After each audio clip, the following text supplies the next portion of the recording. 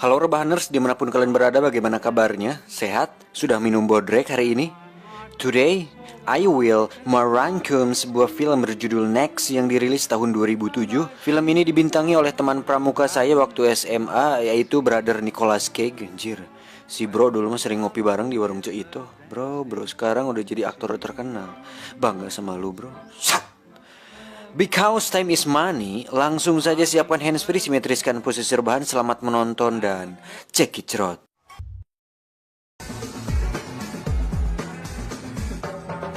Film ini akan menceritakan tentang seorang pria bernama Chris Johnson.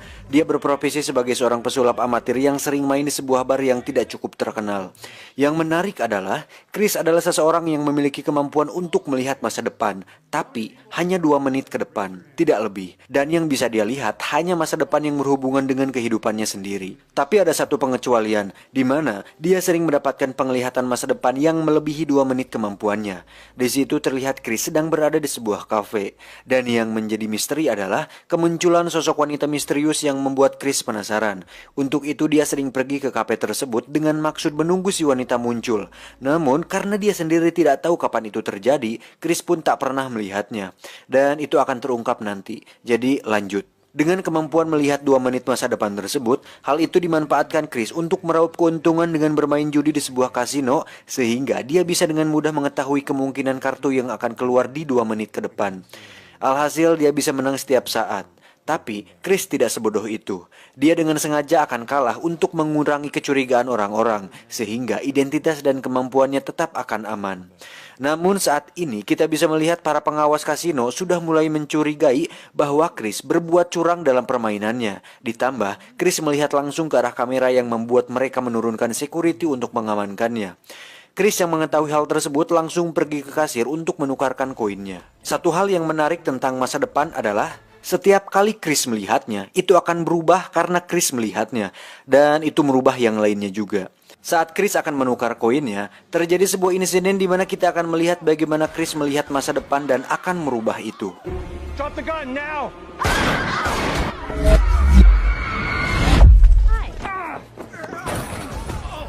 It's his gun. He was gonna shoot 2 people. Step back, we'll settle this. Out of this damn place now. Freeman, CeeLo, left.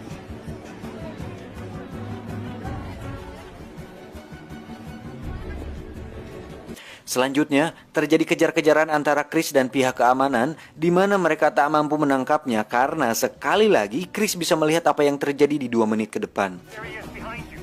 Your left. Turn around. He's in the men's room near the gift shop. Gift shop, gift.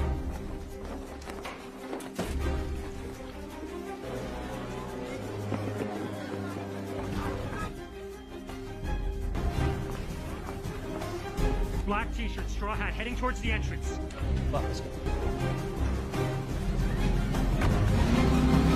Kemudian kejar-kejaran dilanjutkan di jalanan, di mana untuk kedua kalinya kita akan melihat Chris mengetahui apa yang terjadi, sehingga saat ada kereta yang melintas, dia sudah tahu berapa kecepatan yang dibutuhkan agar tidak tertabrak oleh kereta api tersebut.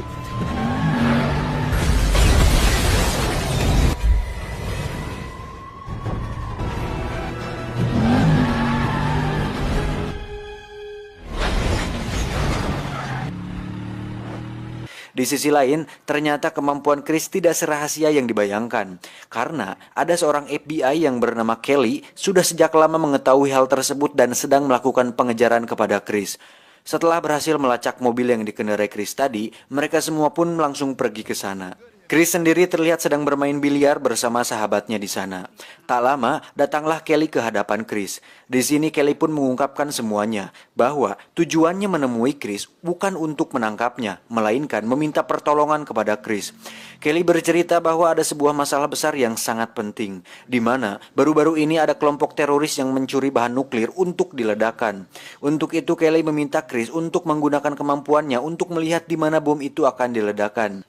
Chris langsung menolak hal tersebut karena dia paham bahwa yang terjadi selanjutnya adalah dia akan dijadikan budak untuk kepentingan pemerintah dan segelintir orang yang memanfaatkan kemampuannya.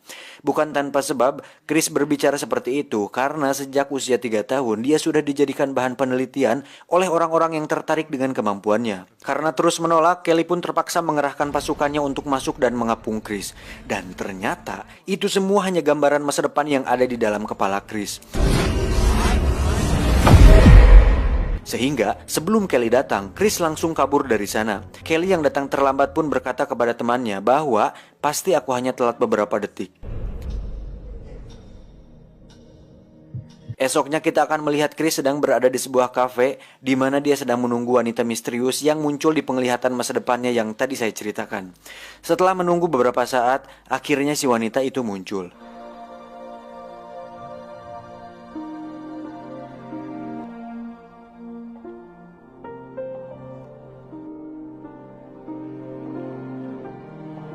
Dan faktanya, wanita ini adalah cinta sejati Chris dalam hidupnya. Itulah sebabnya kenapa Chris mampu melihat masa depan melebihi batas 2 menit kemampuannya. Yang terjadi selanjutnya benar-benar sangat menarik, di mana Chris berulang kali mencoba berkenalan dengan si wanita dengan kemampuannya tersebut. Hal itu membuatnya mampu melihat hasil dan kemungkinan yang akan terjadi. Dimulai dengan to the point, langsung kenalan yang ternyata hasilnya gagal. Lalu bertanya mengenai kopi yang akan dia minum dan ternyata gagal lagi. Kemudian ala-ala minjam korek yang ternyata si wanita bukan seorang perokok. Dan terakhir muncul seorang pria yang merupakan pacar si wanita. Si wanita dan pacarnya pun bertengkar. Chris pun memanfaatkan kesempatan tersebut untuk menjadi pahlawan. Tapi justru itu malah membuat si wanita jengkel kepada mereka berdua. You're hurting me. Kendall, I think you're having it. You okay, Kendall? You know what? You two work things out. Okay. You're hurting me. Setelah melihat beberapa kemungkinan, pada akhirnya Chris berhasil menarik perhatian si wanita dengan cara sama, tapi dia harus terkena pukulan. Incoming. Get out of here! Will somebody please call the cops? Si wanita pun akhirnya simpati kepada Chris dan berhasil mengobrol lebih dekat dengannya. Akhirnya diketahui bahwa wanita ini bernama Liza yang merupakan seorang guru sekolah dasar. Di situ Chris mengatakan bahwa mobilnya telah dicuri sehingga dia bisa ikut menumpang dengan Liza. Setelah mereka berdua pergi, tak lama muncullah Kelly bersama timnya. Sehingga mereka bisa mendapatkan informasi tentang mobil yang dikendarai oleh Liza dan Chris untuk kemudian mereka akan lacak. Di sisi lain, para kelompok teroris yang dipimpin oleh Gobang sedang melakukan penyelundupan bahan nuklir tersebut. Ternyata, salah satu dari mereka berperan sebagai mata-mata sehingga mereka semua mengetahui bahwa FBI sedang melakukan pengejaran kepada seorang pria bernama Chris. Mereka tidak tahu bahwa Chris mampu melihat masa depan, tapi intinya ada alasan kuat kenapa FBI mengejar Chris. Untuk itu, Gobang memerintah anak buahnya untuk membunuh Chris. Jadi, sekarang Chris dikejar oleh dua kubu yaitu FBI dan teroris. Kembali ke Chris. Di tengah perjalanan tak diduga malam pun menjelang dan turun hujan yang sangat deras. Sehingga mereka berdua memutuskan untuk singgah di sebuah motel. Dan ya, jika saya menjadi Chris dan bisa melihat masa depan, sudah pasti akan menerawang apakah akan melakukan pengerotan atau tidak. Tapi enggak lah, saya pria baik-baik dan sangat menjunjung tinggi harkat dan martabat saya sebagai seorang pengangguran yang berakhlak dan beretika.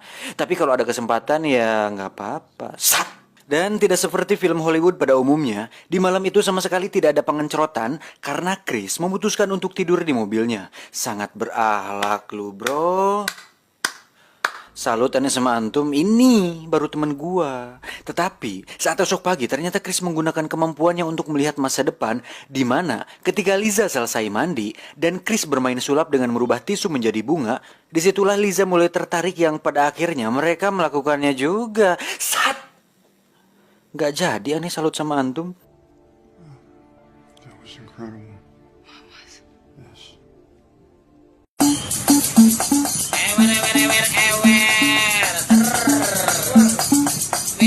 Setelah selesai melakukan pengencrotan, Chris pun terlihat melamun dan mungkin sedang berpikir bahwa Liza adalah jodohku. Saat menjelang siang, Liza pergi ke sebuah Alfamart untuk belanja Durex dan camilan. Kelly yang sudah mengetahui lokasi mereka memanfaatkan kesempatan itu untuk menangkap Chris, di mana Kelly mengatakan bahwa Chris adalah seorang psikopat berbahaya yang pandai berbohong. Kelly pun menunjukkan video saat Chris sedang berada di kasino untuk memberikannya bukti. Dan dengan semua kebohongan itu, Kelly meminta bantuan Liza untuk menangkap Chris dengan cara memasukkan obat tidur ke minumannya. Saatnya tiba, ternyata Liza ragu melakukannya karena ternyata Liza menaruh hati kepada Chris. Akhirnya Liza pun jujur dan mengatakan rencana Kelly kepada Chris. Untuk itu, Chris memberi sejumlah uang kepada Liza untuk kabur dari sana agar Liza terhindar dari bahaya. Dan satu lagi, Chris meminta Liza untuk menabrakkan mobilnya ke sebuah tangki air yang ada di sana untuk mengecoh para agen FBI itu. Chris sendiri dengan santai berjalan keluar motel, kemudian loncat ke bawah tebing.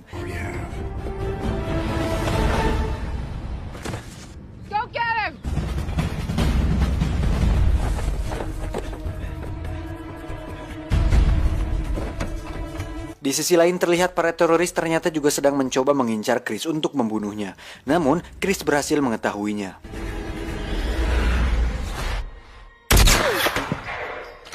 Liza pun menabrakkan mobilnya ke tangki air hingga mobilnya menggelinding ke bawah bukit. Para anggota FBI pun nyaris dihantam oleh mobil tersebut. Dan Chris, dia dengan mudah dapat menghindar dalam hitungan sepersekian detik. Selanjutnya disusul dengan tangki dan beberapa batu besar.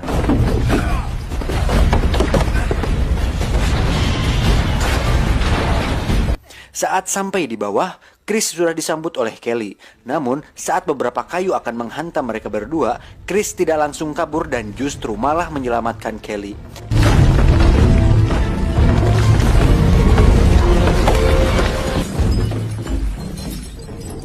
Dalam keadaan balideg, Chris pun terpaksa harus ikut bersama FBI.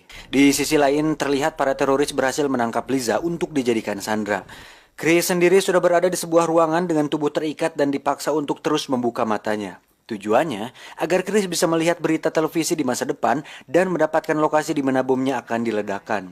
Namun Chris melihat sesuatu yang mengejutkan. Berita tersebut justru memperlihatkan Liza yang sedang disandra dengan beberapa bom di tubuhnya. Kemudian diledakkan hingga tewas saat itu juga.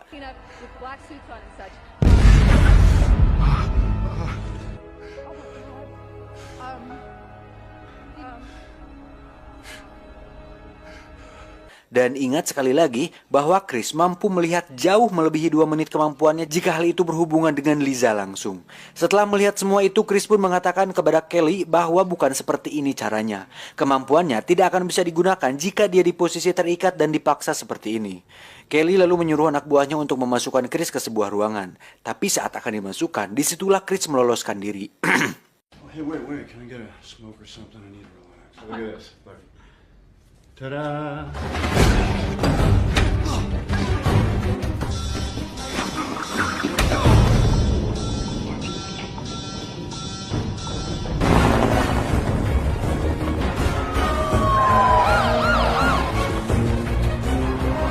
Chris pergi menuju ke tempat di mana Liza akan disandra.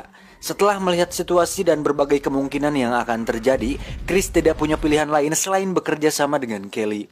Untuk itu, Chris dan Kelly menyusun sebuah rencana agar Kelly bisa diselamatkan dan bomnya juga bisa ditemukan. Dengan kemampuan yang dimiliki, Chris pun memimpin rencana penggerbegan ini. Dimulai dengan melumpuhkan mobil yang di dalamnya ada Liza, Chris pun mengarahkan di mana dan kapan Kelly harus menembak sehingga tembakan tersebut bisa tepat sasaran. Liza pun keluar dari mobil tapi masih belum aman karena di sana terjadi adegan tembak-tembakan yang membuat Liza harus lari ke dalam sebuah bangunan. Dan ujung-ujungnya Liza kembali dijadikan sandera dan mereka masuk ke dalam sebuah kapal. Namun tenang, dengan semua kemampuan Chris, Kelly dan tim pun bisa dengan santai berjalan di zona perang tersebut tanpa harus takut tertembak. Satu persatu anggota teroris pun dengan mudah bisa Kelly dan tim lumpuhkan, bahkan sebelum mereka akan menembak. For the doorway, 8 inches above the guardrail.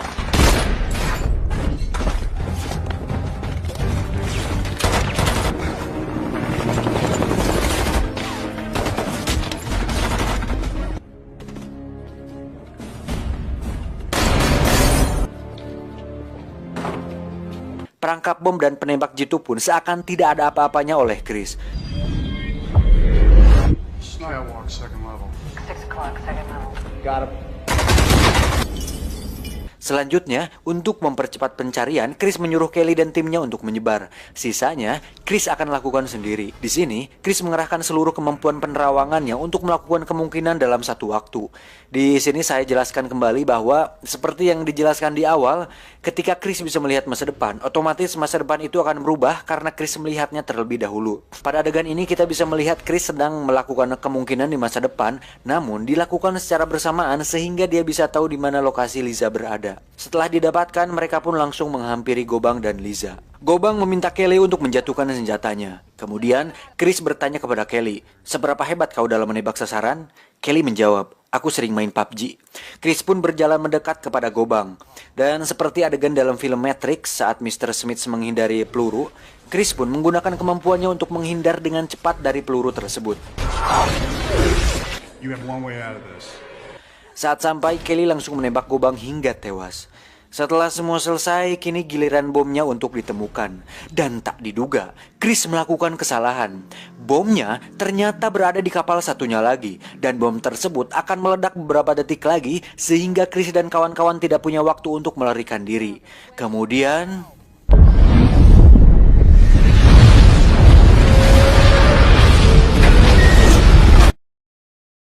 Dan ternyata kita semua sudah tertipu. Karena sebenarnya itu semua belum terjadi. Kita lupa bahwa saat Chris sedang bersama Liza, kemampuannya akan semakin meningkat melebihi kemampuan 2 menit yang dimilikinya. Hal itu membuat Chris memutuskan untuk bekerja sama dengan Kelly di awal dengan satu syarat untuk tidak melibatkan Liza dalam hal ini. Dan itu membuat saya sangat tertipu saat pertama kali menonton film ini. Tapi seru sih. Selanjutnya, Chris dan Kelly hanya tinggal mencari di mana lokasi Gobang berada dan mencegah mereka meledakkan bom tersebut. Tamat, ending yang cukup membagongkan.